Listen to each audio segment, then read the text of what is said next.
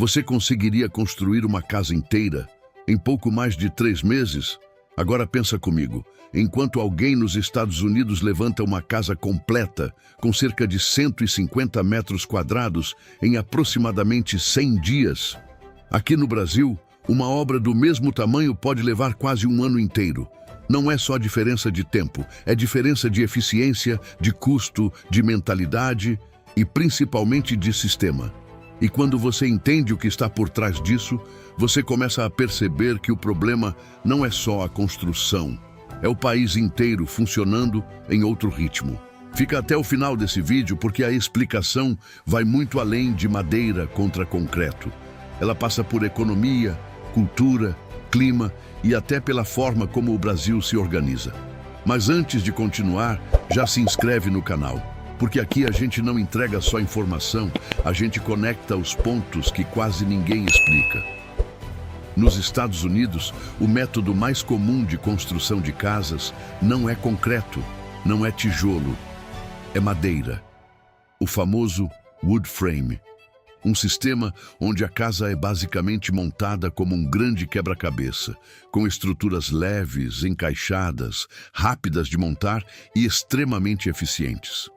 E não, isso não é gambiarra, nem construção frágil, é padrão. Cerca de 93% das casas novas construídas por lá seguem esse modelo. E aqui já entra um ponto importante. Quando algo vira padrão, ele deixa de ser questionado, ele passa a ser otimizado. E foi exatamente isso que aconteceu nos Estados Unidos. A indústria inteira se organizou em torno desse modelo. As fábricas produzem peças padronizadas, a mão de obra é treinada para montar rápido, o financiamento é adaptado, a logística funciona para esse tipo de construção. Agora compara com o Brasil. Aqui, praticamente tudo é feito em alvenaria. Tijolo, cimento, concreto, um processo pesado, lento e cheio de etapas. Enquanto lá uma casa pode ficar pronta em cerca de 100 dias e em alguns casos até em 60, aqui o mesmo projeto pode levar de 9 meses a 1 ano. E isso quando não atrasa ainda mais. E o mais curioso, a gente se acostumou com isso. A demora virou normal, o custo virou normal, a ineficiência virou padrão. Mas essas diferenças não surgiram por acaso. Primeiro, história. Quando os colonizadores britânicos chegaram nos Estados Unidos, encontraram uma abundância absurda de madeira, pinheiro, cedro, materiais leves, fáceis de trabalhar e com uma vantagem crucial, isolamento térmico. Isso fez toda a diferença em um país com invernos rigorosos. A madeira não só era mais prática, ela era necessária. Já no Brasil, a história foi outra. Apesar de termos florestas gigantescas, a madeira disponível aqui não tinha as mesmas características ideais para construção em larga escala. Muitas árvores são mais densas, irregulares, difíceis de trabalhar e principalmente caras. Espécies como mogno e ipê são excelentes, mas inviáveis para a construção em massa. E aqui entra um detalhe que pouca gente percebe. Não basta ter recurso natural, é preciso ter escala, padronização e cadeia produtiva. E isso o Brasil nunca desenvolveu de forma consistente para a madeira na construção civil. Resultado, o país se estruturou em torno do concreto. Isso moldou tudo, a indústria, a mão de obra, os financiamentos, a mentalidade. Porque no Brasil, casa de verdade é casa de tijolo, é pesado, é sólido, é o que passa segurança. Existe até um fator psicológico nisso. Tijolo transmite permanência. Madeira, para muita gente, ainda transmite fragilidade, mesmo que isso não seja verdade. Só que essa escolha cobra um preço, e ele aparece na lentidão, no desperdício e no custo. O wood frame, por outro lado, tem uma lógica completamente diferente. A estrutura chega praticamente pronta, as peças são pré-fabricadas, a montagem é rápida, não tem tempo de secagem de concreto, não tem aquele processo demorado de levantar parede, esperar, rebocar, corrigir, tudo flui muito mais rápido. E tempo na construção civil é dinheiro. Cada dia de obra é custo com mão de obra, aluguel de equipamento, financiamento, juros. Quanto mais rápido, mais barato tende a ser no final. Mas a eficiência não para na velocidade. O isolamento térmico das casas de madeira é muito superior. As paredes têm espaços internos onde são colocados materiais como lã de vidro ou espuma isolante. Isso reduz drasticamente o custo de aquecimento no frio e de refrigeração no calor.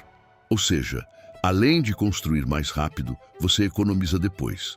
Além disso, o wood frame gera muito menos entulho. A construção é mais limpa, mais organizada e mais previsível.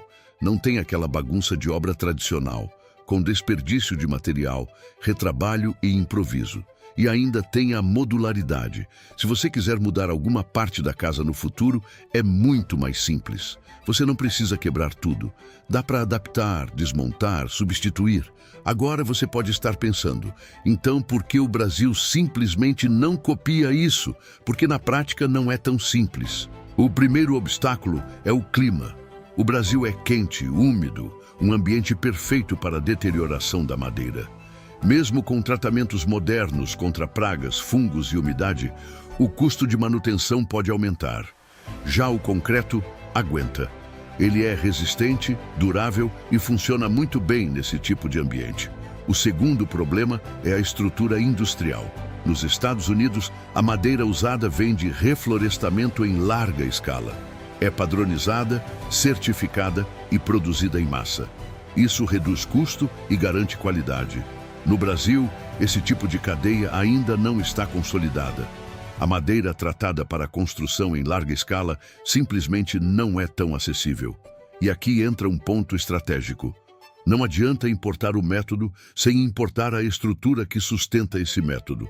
Senão, ele simplesmente não funciona direito. Durante muito tempo, era praticamente impossível conseguir crédito para construir casas em wood frame no Brasil. Bancos não aceitavam. A própria regulamentação não existia de forma clara. Só recentemente, com novas normas da ABNT, isso começou a mudar. Mas ainda está longe de ser algo comum. E isso trava tudo. Porque sem financiamento não existe escala. E sem escala, o custo não cai. Agora entra um ponto interessante. O Brasil até tem alternativas mais modernas. Só que elas ainda estão em fase de adaptação. Uma delas é o Light Steel Frame, basicamente o mesmo conceito do wood frame, só que usando aço no lugar da madeira. Mais resistente à umidade, mais durável no clima tropical e também muito mais rápido que a alvenaria. Uma casa que levaria quase um ano pode ser entregue em 4 a 6 meses.